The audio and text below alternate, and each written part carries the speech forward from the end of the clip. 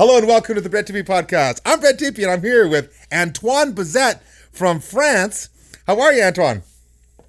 Good morning, Brett. I mean, it's the evening for you, but I'm doing good. I just had a good coffee and feeling awesome. Just back from Mexico. Excited. Very nice. Yes, it's like midnight here, 9 in the morning for you there. We tried doing a podcast. You were at the Freeride Fiesta. You just got there, but our Wi-Fi wasn't very good, so we're going to try again here. I'm in BC, you're in France, and round two.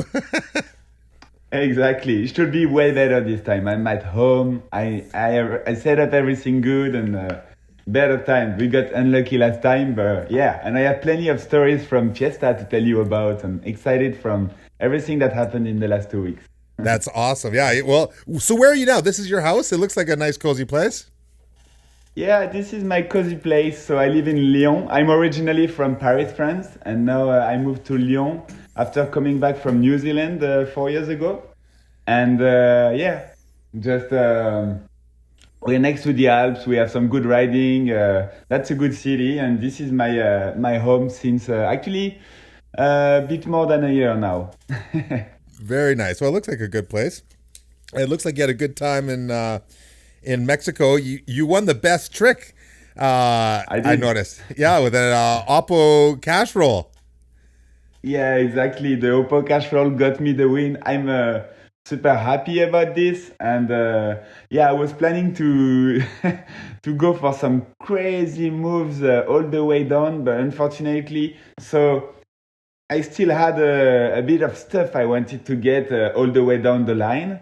But I had a crash on the last day, so I couldn't enjoy the last day as much as I planned. But super excited for the the opposite cash roll to make the win. Well, opposite tricks, you have people that like it much or less, but just I love the challenge to go for my tricks left or right. Is it tail whip, left or right, or any rotation? So super stoked on the Oppo-Cash in Mexico. Awesome. Well, sounds like you got plenty more up your sleeve, so we can't wait to see you pull those out. And yeah, let's go back to the beginning, or let me tell the people who you are actually. So you're a wild man. I knew you as a slopestyler, and then you crossed over to the big bikes, and you were one of the first guys in the world to start sending big tricks on big bikes, and crossing over from slopestyle. And you've got 2 second places in Rampage. You got the People's Choice Award 1 year, and you're a bit of a wild man. Yeah, for sure. I'm a big passionate of big bike and freestyle, and for sure, I don't know. I was a gymnast, and I started. Actually, I never started with slopestyle. I always rode both. Love to ride big bikes and freestyle bikes, but as I'm from Paris, it's a pretty flat area. So I started, for me, a big bike, it was just a bike, so you could jump even bigger jumps than with a hardtail. Yeah. So I was just, my big bike, it was not about downhill. I knew barely what it was. It was like once a year, I would go for 1 week in the Alps with my mom. I had to deserve my my trips in the Alps when I was a kid, and all the rest of the year it was all about at home. We had barely a bit of slope and just building the big line so the jump could be as big as possible, really. And except of that, yeah, I was a gymnast, and we built some super trick jumps. And yeah, I used to love to dig. Even before riding bikes, I was going to the forest just to dig big holes and make, at the beach, I was never in the ocean. I was digging a huge sand castle for hours and just making the biggest pile of sand possible, even before riding bikes. So naturally, when I started building jumps, I built a lot, big ones. Oh, wow. Well, I can see that. Let's go right back to the very beginning. What was your first bicycle? What started Antoine Bizet in the world of bicycling? Like, what was your original bicycle? Oh, my very original bicycle. I guess there was the one with the steering wheels. I remember that one. I don't know if it's a bicycle because it's a quad cycle. There is 2 extra little wheels. Right. But definitely that's the bike. I was in the Palace of Versailles, which is where I come from. That's the huge French king's palace they built 300 years ago, and that's where I learned biking. And I remember being pushed by my dad. Maybe if we talk about my first bicycle memory, the first time the steering wheels were not necessary anymore, and I could get going and going super fast. And from that point, I started riding in the gardens of the palace everywhere, all weekends. And the hyperactive Antoine started to enjoy bicycles and to go more and more, and started jumping and the bumps, and everything started that way. Okay. So what was the first mountain bike that you had? Like when you went from a bicycle to a mountain bike? Yeah. I went from the bicycle memory, but then the mountain bike, it was still supermarket supermarket bicycle kind of, but you can call it a mountain bike. It was full suspension. There was some flames on the frame. It was red and white, and it was a Decathlon 24-inch, and the tires were red and black, and it was so sick. And I had suspensions, I was maybe 8 or 10 years old, I don't know, and just whoa, this bike is made for jump. And I have a sick picture. I will send you the picture. I found it the other day. And I have a picture of me jumping in my parents' garden, because of course we had a bunch of jumps in the garden as soon as I started jumping. Because I'm part of a 4 boys family, and at some point I'm the third one. At some point the 4 of us, we were riding bikes in the garden, and so and building jumps. And I remember my grand brother. He used to be a rugby man, play rugby, and he was a bit of a fighter. And the game in the garden was the 4 siblings going through, and my grand brother was attacking us with his bike. He was doing wheelies to us, and we had to escape. That was the first freeride activities in the Bizet garden. Yeah, amazing. Wow. So, how did you take that to competition? When did you decide to start competing? You said you're a gymnast, so you're obviously good in the air and good, spatial awareness and athleticism. And, sounds like you're jumping your bike quite early. But how did you decide to start competing and say, let's take this to the competition circuit?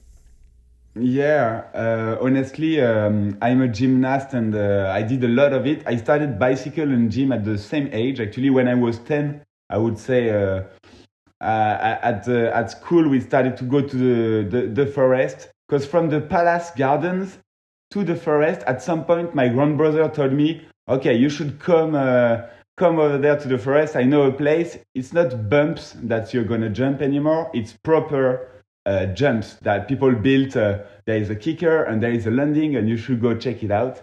So that first day I went there, I started jumping so much. That's when the year when I was 10. And I was a gymnast, and both at the same point I started. So 10, 11, 12, lot of riding, lot of gym. And gym, naturally, the question is not even asked. You go and you compete. And so when I started to ride bike and rode a lot, I built all the jumps I was riding. But on internet here and there, I heard about competitions, and I was like, okay, let's go to events. And the question was not even why did I do that? It's like why would I not? I don't know. That was natural for me. As at gym, we go to competitions. Bike, I was like, let's go to events and see what's up. And we were lucky in France. There was a big scene, and there was a big season at this point, maybe from 10 to 25 events in the season. You could have plenty of dates all summer long. And so that's what fuels me. How would you say? It gives me energy, and I'm like, okay, this weekend was cool, but I missed on that. So let's get ready for the next one. And this is what gives me energy and a reason for the season, and the challenges I put myself were through events. I really love it, and and I hate COVID because I wish we had more these years. Yeah, I know, exactly right. And what about your brothers? Like, were you the only Bizet brother that decided to go into competition, or are your other brothers as crazy as you? They are definitely crazy in their own ways, for sure. But let's say the grand brother, no, he stayed more of a rugby player. He didn't go much into biking. My second brother, he was fan of the Jackass guys. So he started, he got a Kona shred actually, and then he started skating and doing bullshit with his friends, but in the supermarket, in the commercial center, on four wheels, doing stupid things and making video, but like more for fun. But he didn't specialize into biking. He rode a lot when I was riding. We rode together for a bit, and then he hurt himself, and decided to chill. And my little brother, he was my little protege, and I was pushing him and going harder and harder. And same at the end, we started building some sketchy North Shores in the garden, some stuff that goes like this. And he took a few good slams, and I don't know. I'm the only one that stayed in the game, but I've been the only one competing. Sure. Okay. And what about your friends? Like, did you have a crew of people that just kind of traveled together and went to the competitions, or was this a solo mission for you? And like, who did you ride with back then? Like, who were your buddies? Your posse? I started riding with my friends from school. But actually, these friends, I don't see them at all anymore. It was just a 10 years old thing. We were going back to school, and after school going to the forest. And then my gym friends, we were a bunch of us going to the forest, but there was a few that were more completely crazy and really taking big crashes. And at some point, I'm still in touch with them, but they are not into the biking scene anymore. But definitely, we did a solid 5 or 8 years. And I was the one calling everybody Saturday morning. Okay, guys, what's up? What do we do? Let's meet there. And then on Sunday, we go there. We should dig. Let's get some tools and planning everything, super excited. And I was waking everybody up at 9 in the morning on Sunday. Okay, what's up? Are you ready yet? What do we do? Oh, it's raining. Yeah, let's just take a jacket and let's go anyway. Well, super motivated. But then, and then I started traveling south, and the real mountain bike riders that, are sponsored, travel to events and share a passion with me, and they gave so much to me, because the first crew of people I tell you about are from the same place than me, and it's a special culture. But I discovered that's the first travels in south of France. It's a different culture, and meet a bunch of people. That the only point in common we really have is the passion for mountain bike, and that's with them I started to get my first sponsors, to travel around with them and meet crazy people, and life started. Like the benefits from mountain bike, discover new places, new people, it started there. Awesome. Maybe I was, I'd say 15 years old, something like that. Okay. Had you seen like the Kranked movies and the New World Order movies? Like, did you know who I was? Did you know who Wade Simmons was and all the crew and whatnot? Totally. I was a big fan. Let's say so actually that's my grand brother. That was Big Bike magazine. I don't know if you know this one. It's a French magazine. There was a Kranked 4. That's the first movie or maybe we had the Kranked 3, but I can barely remember it. But Kranked 4 and the New World Disorder, we had them all thanks to my grand brother. And from that, I watched everything. And of course, Brett Tippie, Richie Schley, Wade Simons, and the Canada, the crazy skinny North Shores. And in Canada, I started building the same. Whenever there was a construction site and there was a piece of wood or two, I was building stuff in the forest and everything, inspired by you guys. That's and so all cool. The New World Disorders, for sure. I'm a big fan, and probably you guys are the reason why I'm riding that kind of big bike over there. Because if you're from Paris, you would ride like a Slopestyle or a dirt jump bike if you're into jumping, but it doesn't make much sense to ride that big of a bike. But thanks to watching all you guys' movies, it was just about going as big as possible and let's get some big stuff done. And that was the game and the thing. Oh, that's awesome. Well, the first time I heard of you is, I think in 2011 at Chatel. And you got second place in the Chatel Mountain Style. And, you probably did some competitions before then, but that's where you really hit the world stage, I think. Tell us about getting second place in 2011 at the Chatel Mountain Style, because that was a gnarly event. It was like big and steep and nasty. Exactly, yeah. At this point, for us Europeans, it was like the little sister of Red Bull Rampage, and we were super happy to have that big event. And we had all the big North American names coming to visit in France, in the amazing place of Chatel. I still go there a lot. And so, Chatel, in 2010, I won the amateur contest, and I started traveling a lot of events, and I graduate my final school exam. And at this point, I really wanted to become pro. So that's the point. There was no, we'll see if I'm good or not. I was so fan of biking, talking about it every day, digging, building stuff, thinking about the next move. And there was no other options, like death or glory, but I was going for it. And so in 2011, at the first event at Whitestyle, I broke my collarbone. So the excitation was too much. I planned way too big of a run, and I had to, just the crash made me come down. And after that, a few months later, I broke my back. I broke my neck. And so I was like, okay, 2 huge injuries. I'm never gonna make it to be a pro. And I started to do some journalism studies. To subscribe for it for the year 2011-2012. But finally, I went to Chatel Mountain Style right after breaking my neck. It was 2 months and a half after breaking my neck. First event back, and somehow I make it to second place there. Wow. Second place. Yeah, and crazy story. I can't tell you. Maybe because I was coming back from an injury, I had to be calculated in the risk I was taking. I had to. I don't really remember if I put myself a discipline or something, or a strategy. Make sure you don't you make it to the bottom. It probably had to happen because that was my first event back, and I still have this picture. I know Brandon was fourth, and I was in. It's the only podium picture. I'm in front of Brandon Semenuk. I enjoy watching this picture, but it's insane. And there was Kyle Strait and Cam Zink and Kurt Sorgi in the podium as well, and it's just so honoring to be in a podium like that, and much respect for all these guys. And not many people have a picture like that, right? Like of sitting on the podium above Brandon Semenuk. That's a very rare picture. It's crazy, when I think about it. Yeah, that's when I first heard of you, and I was like, who is this guy? You know what I mean? Like, so very, very cool. Nice.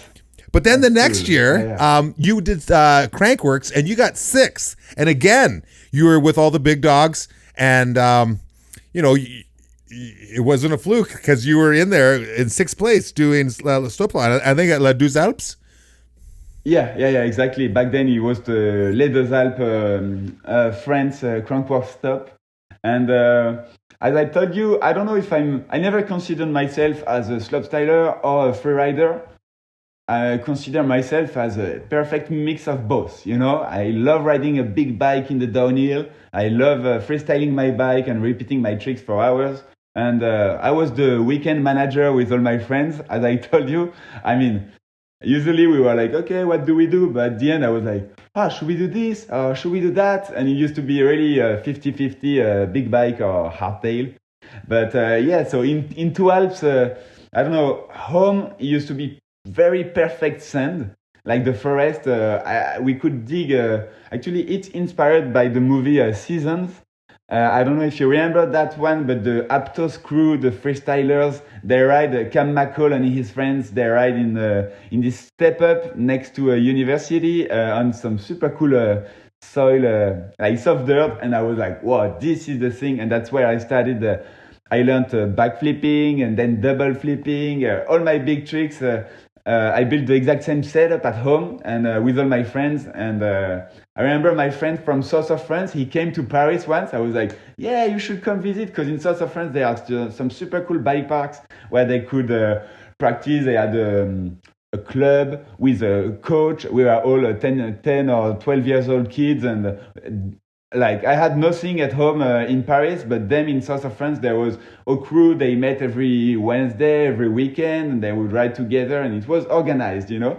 And I was like, yeah, you should come to Paris. And then my friend comes to Paris and I realized, wow, we don't have any jumps. At the end, I realized he was kind of disappointed because we are just in the forest, in the mud, in the Parisian winter. And then I was like, okay, bro, we're gonna dig a step-up jump like the one in Seasons movie. It's gonna be sick. And we started digging at 4 in the afternoon, and we dug. At 10 p.m. we were still digging. Around 11 p.m., my mom was like, should I bring you guys pizzas or something? You're gonna be hungry? Okay, perfect. Pizza in the forest, headlamps, everything. We were 4 of us digging until 4 in the morning that day, and we dug a super sick trick jump. So a big compression, and all the dirt of the compression, we put it on the side to make a landing, a step-up landing. And then this thing, I rode it for the next 5 years and learned all my tricks on it with all my friends. And my buddy was super stoked on his trip to Paris, and he was like, "You're crazy!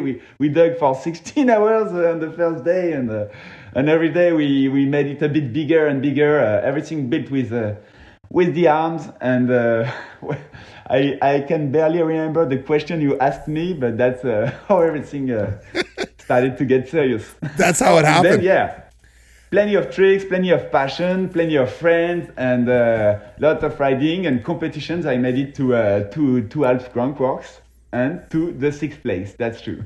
Very, very cool. Well, that was a big year because later that year, after you got a 6th place against all the big dogs, you got invited to Red Bull Rampage, the big deal. And you went there and you shocked the world. Not only were you on the podium, you almost took the win. You had 2nd place, and then you really put yourself on the map. Tell us about getting 2nd place in your first Red Bull Rampage. Yeah, that's crazy to think about. When I see it, I can't really explain. And honestly, I had no clue what was going on, what it meant in the mountain bike world or something. I was just like, okay, first time in the US. I remember being on the plane, watching on the little window. It looks crazy. I felt like I was landing on Mars, arriving in Vegas, no vegetation, just a crazy view. I was like, what the hell? I had nothing planned at all. For the slopestyle events, we used to have shuttles picking us up at the airport. I remember being completely lost. I mean, being in the airport with my bag, kind of looking for what was going on. Nothing was organized. And just, there was Pierre-Edouard Ferry at this time, and maybe he knew... I don't know who was the crew, but Pep was like, "Hey, Bizet, what do you do here?" I'm like, well, "I don't know. I'm waiting for the shuttle or something." But he was like, "Yeah, there is no shuttle. This is Rampage. Just come with us. We're going to Springdale and show up there." And no, that was the Kona team that took care of me at some point. And what else? I could barely speak English. To be honest, I was. Completely I had no clue what was going on, trying to understand, dealing with jet lag and everything. And what can I tell you about the line?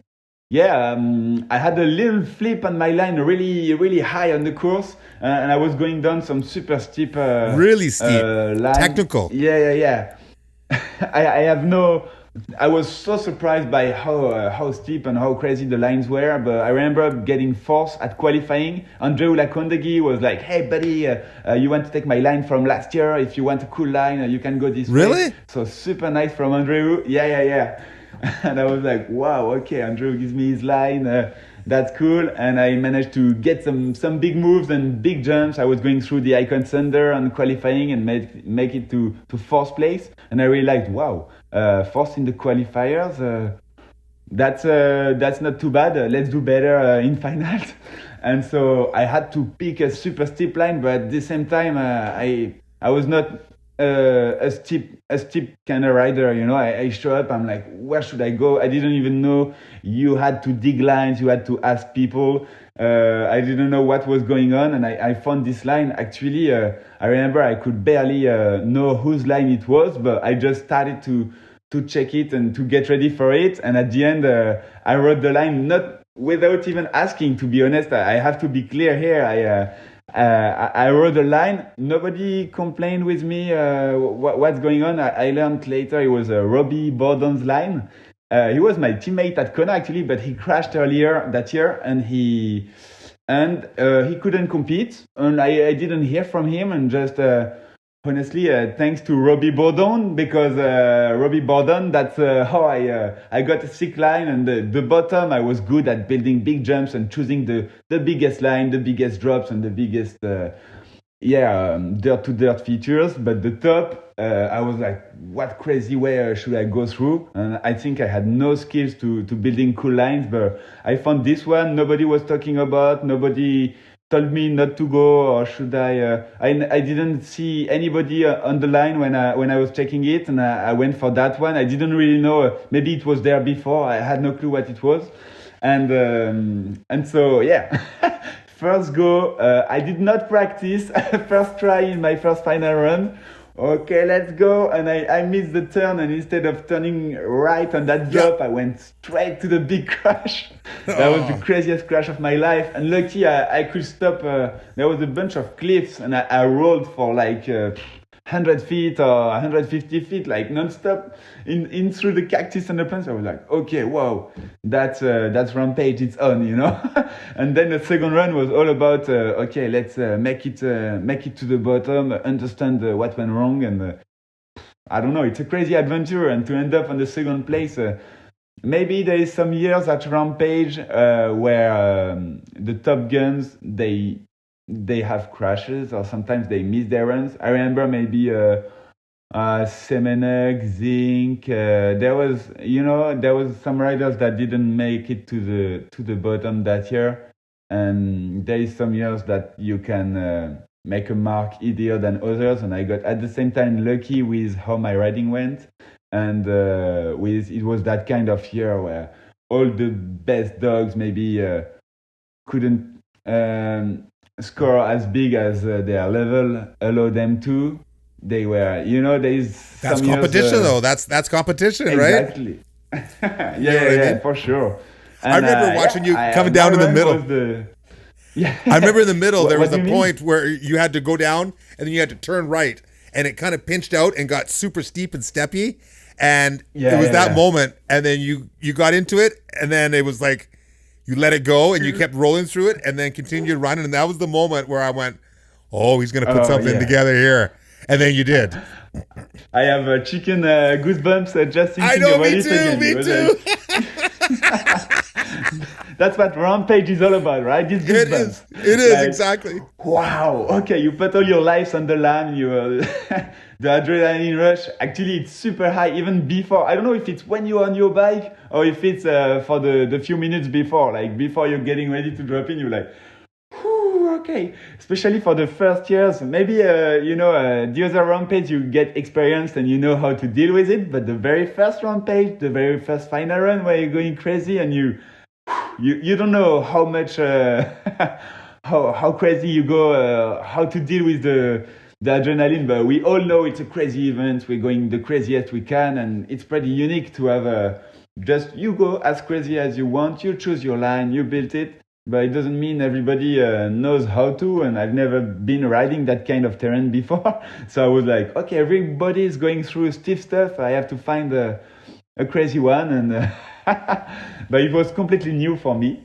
and I dealt with it okay, actually. Yeah, well, you sure did. Second place. You put yourself on the map again, so that's amazing. So you're on the podium there, and, Rampage is, the biggest freeride competition, in the world. But there's also, the Crankworx Slopestyle, the Joyride. And you followed it up the next year with a 5th place in Slopestyle. Exactly. Yeah. 5th place at Joyride. Actually, that's my best Joyride Whistler Slopestyle result in 2013. And I remember, as always, I had crazy plans, and this 5th place is just actually it's my best result at the Whistler Slopestyle, but it's the only year I made it to the bottom. That's also why it's my best result. Because in 2012 I had a neck injury. I could not go there. I think in 2013 I made the third place, the fifth place. I remember I double flipped and then I wanted to flip whip the jump after. There was these two big boulders, and I realized my flip whip was not gonna happen. I don't know. I was too excited on the double flip, and I don't know how the smartness came through, but I was like, okay, you should just tail whip it. But just a straight tail whip on a jump that big, I was like, whoa! I felt like an insect holding a bike. I don't know. Somehow made it to the pedals and made it down to the bottom. And I had a bunch of my tricks, and then I decided, yeah, you should just make it to the bottom. Smart, and, smart. Flip tug, the step downs, and the whole line going together.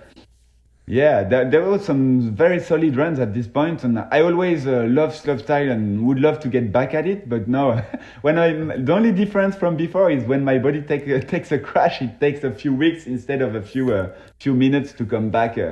You're telling I me. Stretch it, I gym. I'm telling you. Dude, you're the youngest of us all, Tippie. Oh my God! Happy birthday, by the way. Thank you. Ago, right? Yeah, 53. Yeah. I'm so just inspiring. Every year I watch your birthday post, and the text is always so inspiring. Yeah, I'm smarter than when I was 20. I wish I knew everything, and I'm like, yeah, I can't wait for all the knowledge I'll get and for all the smartness you get from getting years, because I still hurt myself every time. I'm like, okay, next time I will know and I won't. But there is always stuff to learn on the process, and amazing, inspiring, Tippie. Awesome. Well, right back at you, buddy.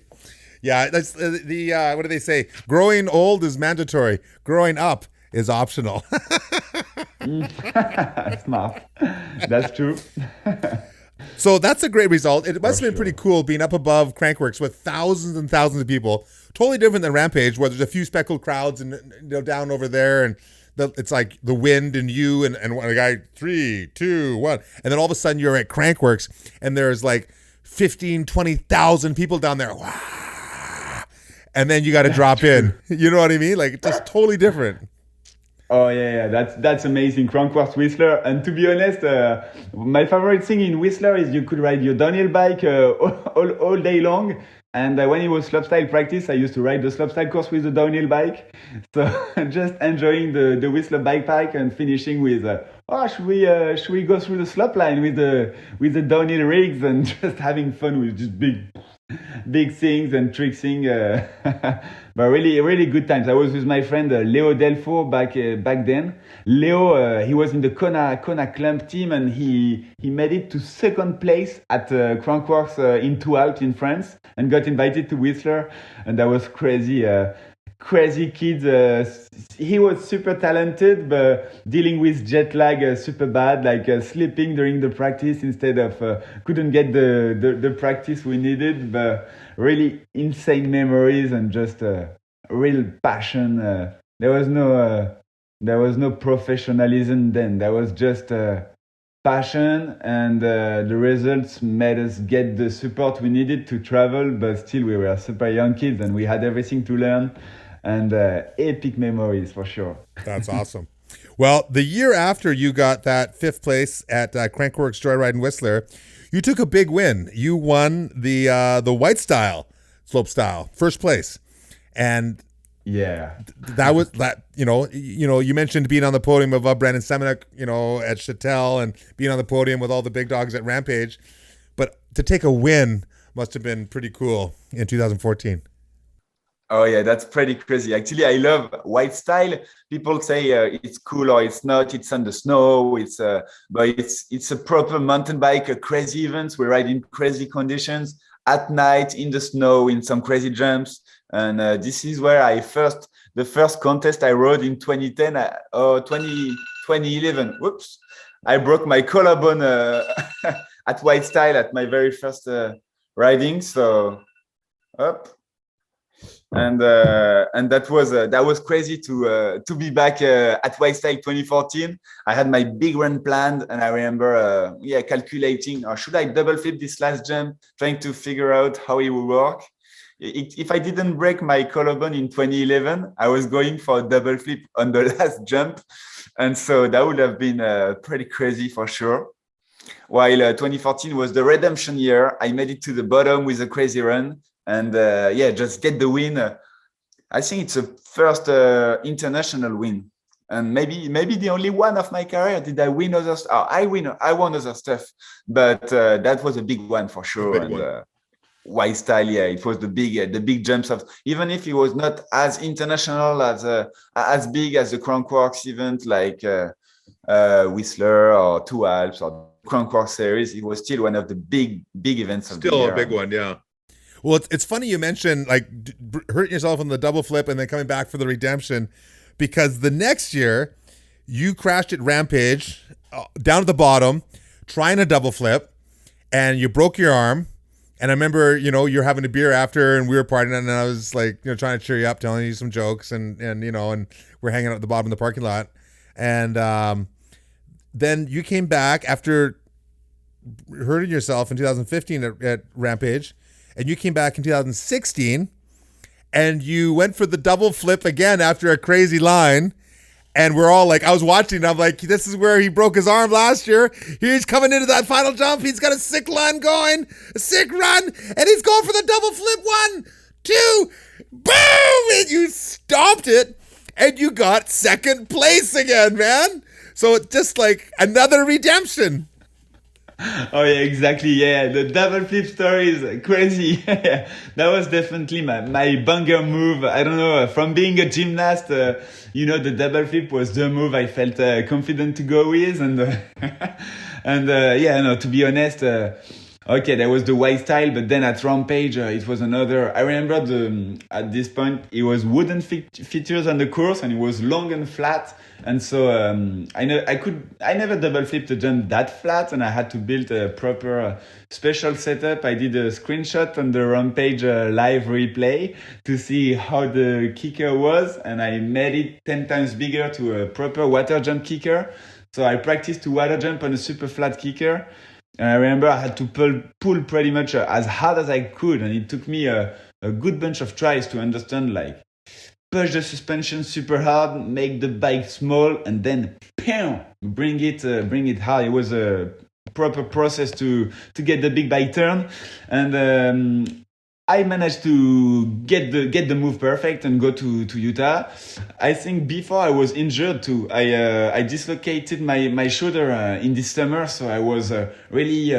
I did physio and practice, just gym and not much biking, but really taking care of my body, make sure I can come back in time. And so at Rampage, all the risk I was taking was calculated, and I decided not to go for a double flip in the practice, while I only double flip to water in France. And I was like, okay, let's get it to dirt. And I was like, should I do it in practice? Should I not? And I decided not to make sure I was in shape for the finals. But can you hear me? No, I'm just saying smart. Yeah, smart. Somehow I was, there was some smartness. So there was a big flat spin 3 in the qualifiers. I have an awesome picture actually. That's the biggest flat spin 3. There was a switch flat spin 3 too. For some reasons I was good on the other way. And for the finals, I went super fast and over-rotated. There was a big canyon gap before. I over-rotated this one. And then I landed long and loopy now. Like McCall said, he landed long and loopy, like super far on the canyon gap. And I go to my double flip jump, just fresh from that over-rotation flip on the canyon gap.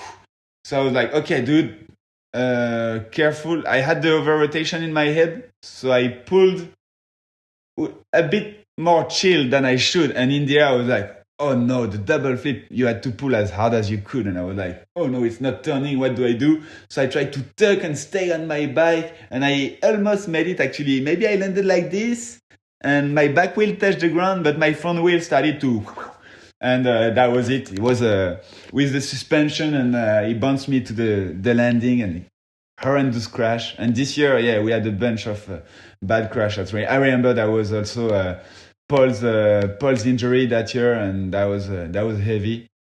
But yeah, this is part of Rampage, and I'm glad I got the chance to get a second go the year after.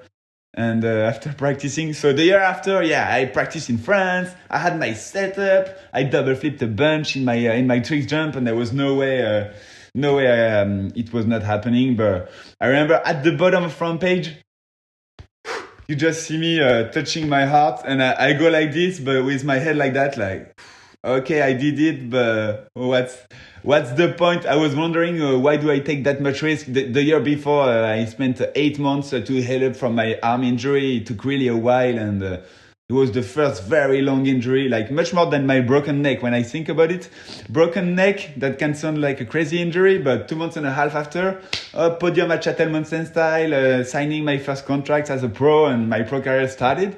And I just ride with a neck brace now. But the broken arm, it took really a while. And, you ride with a neck brace all the time now? Yeah. Every time I ride big jumps. Actually, the surgeon didn't tell me to, but I was just like, yeah, probably I broke my neck. I should ride with a neck brace. But that's a good, that's a good protection. I always wear it riding big bikes. And even I ride with a full chest protector now. Yeah. I'm making sure I'm protected like Nikolai would be, or like I don't know. What kind of neck brace do you use? It depends on the mood, but I ride the Liet neck brace. The Liet. Yeah. I tried a bunch of different ones, but these are my favorites, and yeah. That's, I just tried one last year for the first time. I tried one, and I use it on the big bike when I'm in the bike park and stuff, and I don't even notice I have it on. It's so good, and I'm like, why didn't I use this more often? You know, so yeah, for sure. I guess I know Cam McCall. He wears them a lot, and he was my big inspiration, definitely. So just it came naturally, and the only difference was the way I used to send backflips, and to my neck could touch the neck brace at some point, but now I send my flip not with my head, but with my body, kind of. I don't know. Just had to adapt the backflip sending, and that was it. Now the question is not even. I never bothered by the neck brace, and I know it saved my neck a few times. That's for sure. Yeah, for sure. That's awesome. So you redeemed yourself. You did the double backflip after a crazy whole run. You got second again. You know, like at 2 second places in Rampage, and then in 2017 you came back again. And you didn't get second place, but you got the People's Choice, if I remember correctly. That was a crazy year. Voted by the viewers. And yeah, exactly. Tell me about your run there, and why you didn't think it scored so well with the judges, but the people loved it. Okay, so this year, what you don't know about the Rampage 2016 is after getting my podium second place, I kept going. There was a bunch of crazy events. There was Slopestyle in China right after, and right after China, I was going to Mexico the week after. So the jet lag and the travels were really crazy. I was switching from one bike to another. And so in China, I rode my dirt jump bike, and I was not prepared at all after riding 1 or 2 months of downhill bike straight to the dirt jump bike. And then for Mexico, that was the best tricks. I used to go to a lot of downhill events, urban downhill, you know, with the best tricks at the bottom, and riding with all the crazy stairs in Mexico.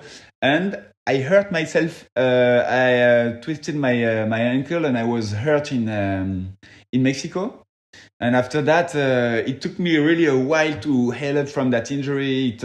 I needed 2 operations, 2 surgeries. And so in 2017, my ankle was pretty bad. I could barely walk, and I could not run at all. I had surgery. I remember the surgeon told me, you need 3 months before getting back on a bike. And Rampage was 2 months and a half after surgery. So I just went crazy as usual, so much gym, so much physio, and made it happen somehow, but all the risks were calculated. And I think the reason why my run didn't get scored as well as I wish is the top part. I really had to keep things safe. I was not allowed to crash. I could not put my foot on the ground. That was not an option. Actually, this year I rode the whole rampage, the whole practice. I never crashed once. It was not even an option for me. I could not run. I could not put my foot on the ground. And I remember we were riding King Kong, which is the good trail where everyone's meet. And just the first part of King Kong it's a steep rock with a little drop. And I remember that one. I was like, oh, you know what? I'm gonna start at the bottom. I'm gonna skip this part. And Birklo was like, what? You're riding Rampage? What do you do, buddy? You should go. And I'm like, yeah, but I didn't really talk about my ankle, but it was not an option to crash, and I was like, no, it's not happening. Actually, maybe at the end I was riding the full King Kong, but I was taking my time, and all the risks were calculated. And so for Rampage, I rode from the very top. I remember I took the same line than the year before. Like we were telling in 2012, there is years when the big dogs, everyone get their run, and sometimes they don't. And that's the difference between 2016 and 17. There was much more big runs going down. And me, I rode my line. I felt way better. I was fast and confident on the top part. But I took the same line, but I made sure I would go super fast with good flow and calculated. And big flip, and then we built a big drop that unfortunately couldn't happen because the whole landing collapsed mid. I remember that. Do you remember that? Yeah, that was insane. It avalanched. Exactly. Yeah, that was a pyramid landing, but really maybe 10 feet high. I don't know. And all the sandbags, Tommy G and me, we put all our bags on that landing, and everything fell. And so there was that big drop that was supposed to happen on the line that couldn't be finished. So I had to go by and make the front flip. But definitely the judges also, they were like, okay, his big drop is not happening. That's a bit of disappointment on the run. But anyway, made it to the bottom and super stoked. I was still making a front flip in my Rampage run. I think that's... did I front flip in 20... No, in 2015. 2013, you did, I think, one of the first... No, it was at Taxco. You did one of the first big front flips on a downhill lake at Taxco. That's true. Actually, in 2013, it was my goal at Rampage to front flip. But in 2013 Rampage, I crashed at the very top of my run in a gnarly technical section. And just because it didn't work, I was so down for the urban Mexican downhill. And I practiced at the step up at Rampage and made the front flip happen there. Yeah, crazy vibes.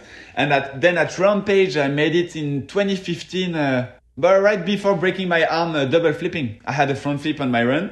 Yeah. Then the flip canyon gap overshot. And so 2017 was the first front flip properly.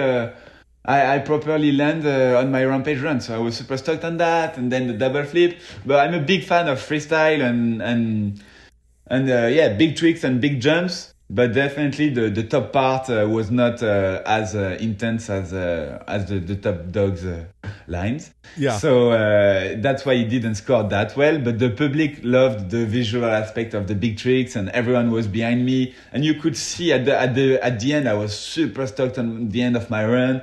I ran to the camera. I was like, wow, I made it while I could barely actually. I can run to the camera while I could barely run, but the adrenaline at the bottom, I was like, wow, this is insane. And I'm sure also the public choice, I don't know, I gave some energy, some vibes to everyone, and I'm super happy. You were glowing with good energy. I remember doing my my interview for Pink Bike, and you were like glowing with energy.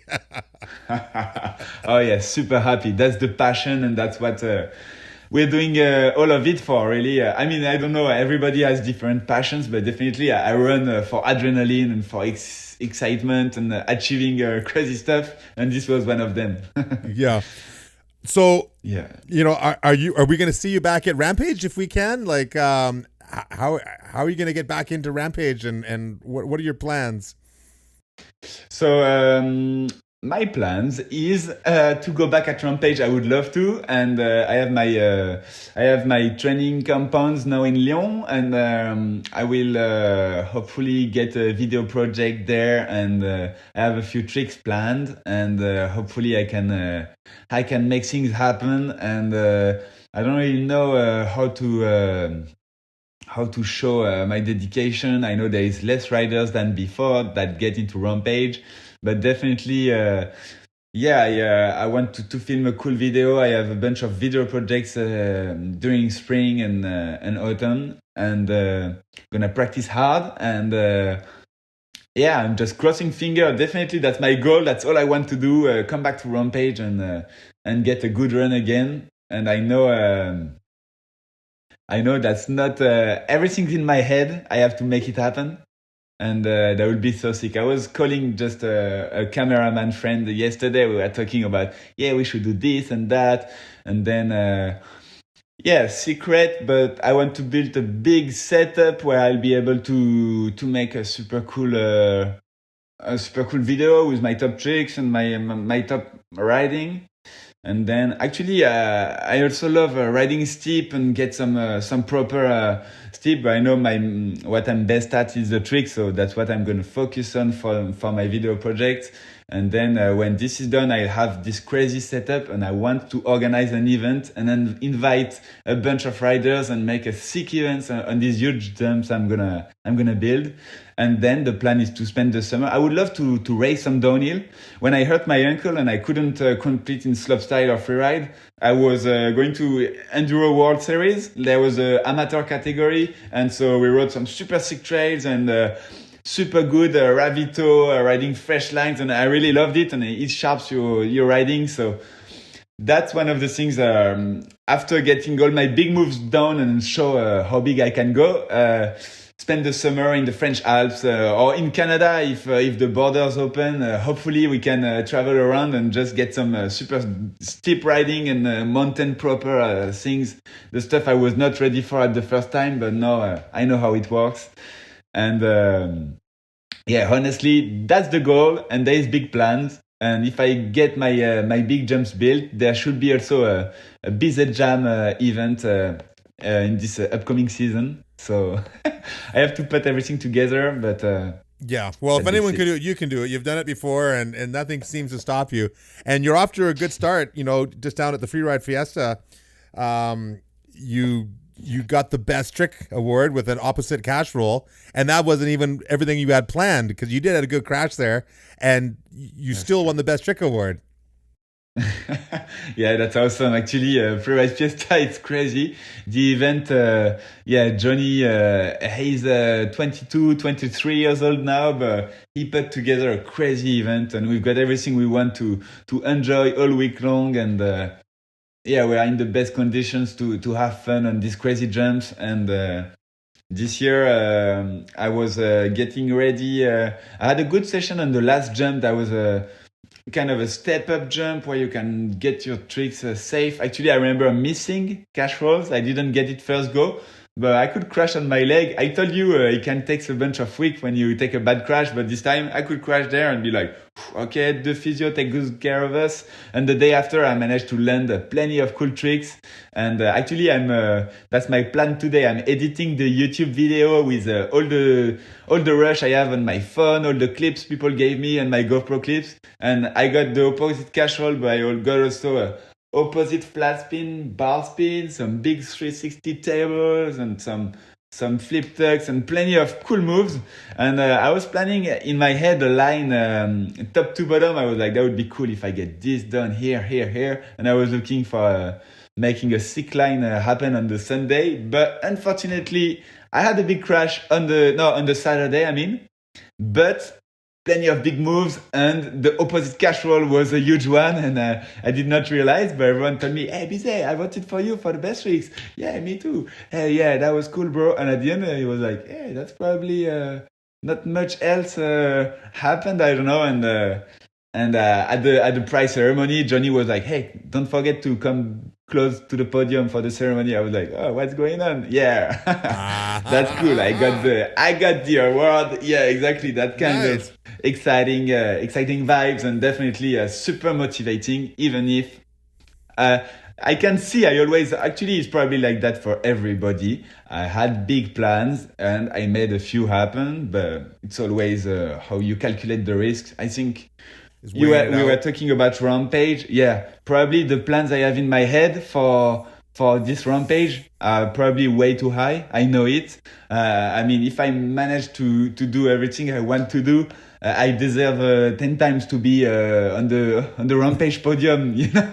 But it's all about risk management and how I'm gonna manage to practice my tricks to pick the ones that I can get done first go maybe, or to have the right setup to practice without injuring myself and getting a full season together. That's the real deal for extreme sport athlete, I think. That's true. It's all smart. You know, you've done this for a long time, and like you say, it is weighing, you know, the risk and reward and the probability of sticking it, not getting hurt, but still going to a level that's going to make you, you know, be stoked on your run and have the judges stoked on your run. It's all like a game, right? So it's a mental game, yeah, for sure. Yeah. You have to work on it. Dude, well, I would love to see you back in Rampage for sure. You're always exciting to watch, and you know, the energy is good. You have good energy with the other riders and the fans. You're so good with the people, and thanks a lot. You know, I'm going to tell Todd Barber, get him back in there. Go. Thank you, Brett. I could say all the same about you, actually. You should come back to Rampage too. Tippie and Rampage. Tippie back in Rampage, yeah. I'll email Todd about that too. That'd be crazy. No, but honestly, yeah, thanks a lot. And yeah, I could say all the same. The vibes you bring to the... I don't know, there's something with the vibes, you know. I wish I had a better English and I understood your jokes, because... I missed many of the good ones because you speak too fast. You're too excited when you tell your jokes, you know. But definitely, I've got to enjoy the vibes. Yeah, I've got a couple jokes for you before we leave here. But before we do, I've been doing this new thing for my podcast where I ask some unrelated bicycle questions, just random questions. And this is I just started a few, so I'm gonna hit you with some weird ones. Okay. Okay, wow. Okay, so what is taking you the longest to get good at in life? The longest to get good at? Wow. Yeah. There is plenty of things I'm still not good at, so that's probably what takes me the longest. But something that, let's find something I got good at recently, maybe.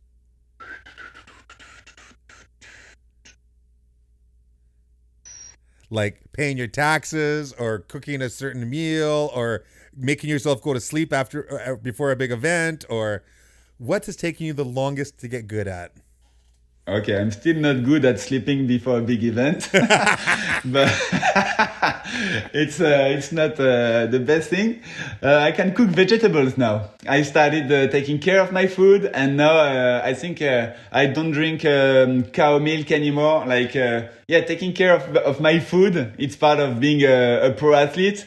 And I can cut cucumbers, I can cut tomatoes, I can cut onions, I can cut pepper. This is all new, and I love to put everything in the pan with a good oil and mix everything together. And I have a bunch of chicken in my garden. Actually, right before the podcast, I was opening the chicken and getting the eggs. And so I love making my home proteins right there with my vegetable dishes. And get the eggs, cut all the vegetables together and make a good mix. And cooking is probably the next thing I can do. And as a Frenchie, we have some good food, and I have to make sure I enjoy 100% of it. So that's my last good thing in life. It's not related to biking, but it's an important vibe. Yeah, these are life questions. Okay, what is the best pair of shoes you have ever owned? Your favorite pair of shoes? I'm wearing it right now. Look at this. That's the... I don't know what kind of thing, but so I have my jacuzzi, and I'm a big hot tub lover, you know, and it's from the Slopestyle. Actually, we all love doing jacuzzi whenever we're in a hotel at the events. And it's a big deal here. When every lunch I have, if I can, I spend it in the jacuzzi. And this setup is the perfect one to go on the terrace when it's cold, and you can do everything with this. So that's my favorite chilling shoes. Okay. Okay. Very, very cool. Well, when was the most interesting period in history? Ooh, the most interesting period in history. Wow, that's some crazy questions, Tippie. I don't know. Oh, I think this is what's happening right here. When they discovered the fire, when the human beings started to, okay, if we can get the fire happen, and imagine like before, when they could not light a Raw fire, meat? how life would have been. Yeah, like just eating meat, and what if you want a hot chocolate, how do you do? You know, it's insane. So when they started getting the fire, I think when real shit started to happen, you know? Yeah. Life, houses, and everything. But yeah, the fire is definitely the craziest move in history. Yeah. Okay, next question. Are you a cat person or a dog person? Oh my God, crazy question. I don't know. I'm a bipolar person, to be honest. Sometimes I'm in a cat lover mood. It depends if I'm injured or if I'm healthy and excited. When I'm 100%, I could go down. I had a friend's dog, or Jackson dog at Rampage. I used to ride the Rampage line and King Kong with Jackson dog. And sometimes when I'm chilling at home and I'm just, I would like, that'd be cool to have a cat. So I'm really in between. I can't choose. Sorry, TP. I'm Okay. sometimes cat, sometimes dog. Okay. Oh, that's honest. That's honest. What's the best concert you've ever been to? Ooh, the best concert. I haven't been to a lot, but okay, that can sound a bit selfish, but we have this app when we travel with strangers in France. When you travel with your car, and the best concert actually, I love karaoke with stranger people in my car for 4 hours. Really? From Paris to Lyon or the opposite, yeah. We have 4 hours drive. I do a lot, and that's the best concert for sure. But if we're talking about concert from somebody else, which is way less cool because you're not singing, right? Except if you know, but well. There was at X Games, we had the Macklemore concert, and I remember it was very cool. It was the X Games. We were the whole Slopestyle scene and partying and going crazy. And I knew all the music, so I could karaoke with him a little, with Macklemore. And yeah, it was just, but I'm not a concert person much. I love music, but I don't go often to concerts. But yeah, Macklemore at X Games 2013 in Munich, that was really a good memory with the bike crew. Okay, cool. Oh, awesome. Okay. And last question. Ooh. Let me, I don't even know. Let me just, maybe a random one. Something random. Tell me a luxury item that's totally worth the price. What's worth to pay good money for? Good food, a good watch, a good car, a fast car, first, upgrade on your seat on an airplane. What's worth spending? What's a luxury item worth spending the money for? I can't tell the jacuzzi, as it's the first time that come to my head, but I don't know if it's a luxury item, but I spend hours on it. That's luxury. Right? Yeah. So don't get yourself the supermarket inflatable jacuzzi, because you can't chill right on it. It needs a lot of energy. It gets barely warm enough. But you get a proper solid jacuzzi with a bunch of jets, and with the light, you can change the colors of the lights. You can put your cups around the jacuzzi. You can put music, and a proper solid jacuzzi. When you enter, it's freezing outside, but it's mega warm, and you can drink your coffee, eat your apple, and enjoy life. And that's the best way to to start the day. And actually, I hurt my coccyx. At Freeride Fiesta, I overshot the backflip on the biggest jump and landed on my butt, and I hurt my coccyx very bad. And the physio told me, what you should do, I told him about my jacuzzi addiction, of course. And he was like, oh, you should get the jacuzzi, the jet, right on your coccyx. And to relax the muscles. So I'm a bit doing weird activities, relaxing my my coccyx every morning, and this is definitely it would not be possible with an inflatable one. So enjoy the quality jacuzzi. That's all I have to tell you guys. Okay, good answer. Good answer. Okay, we're about ready to wrap things up here, but we have a tradition here for the Red TV podcast is that you have to tell the joke before the end of the podcast. So, do you have a joke for us? I don't know actually. Oh, have you heard about the kidnapping in Whistler? No. No? Oh, it's fine. He woke up.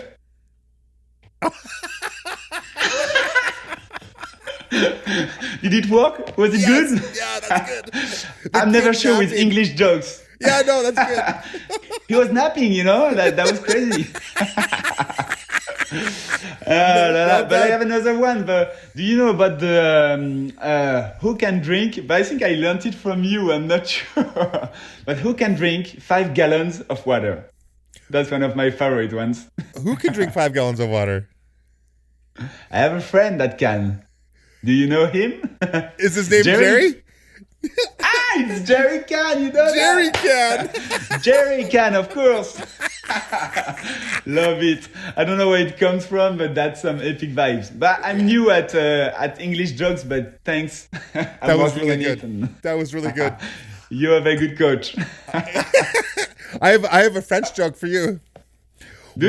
What do a tick and the Eiffel Tower have in common? A tick and the tower. And the Eiffel Tower. They're both parasites.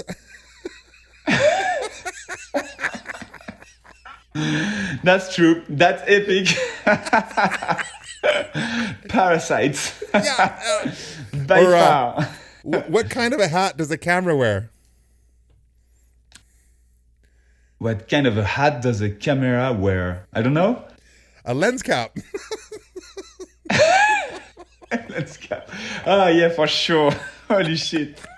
Oh la la, Tippie, always with the with the deep vibes. So bad it's good. So bad it's good. Dude, this has been a great podcast. Nice. Thanks for having a word with us. And I hope to see you keep charging and get back to Rampage and to see you on all the events. And hopefully Crankworx Whistler comes back and you come ride with us over here again. And wish you the best of luck. Keep with the big comeback and show them what you got, brother. Nice. Yeah, thank you very much. Thanks, Tippie. And that's an honor to be in your podcast. I've seen so many big names, and it's always awesome to listen to and to be part of it. I hope you guys will like it. We had a good fun, and I hope to see you soon. And hopefully, you guys get to see a Bizet run at Rampage 2022. Yeah, let's make it happen. The return of Antoine Bizet. Hell yeah, let's go. Let's go. Good times, Tippie. Thank you. Right on. Thank you, buddy. Well, that's been Antoine Bizet. Thanks for checking it out, everybody. We will talk to you later and see you in the movies or the podcast or online somewhere. You know what I mean. Thanks, buddy. See you around. See you, Tippie. All right, later, man.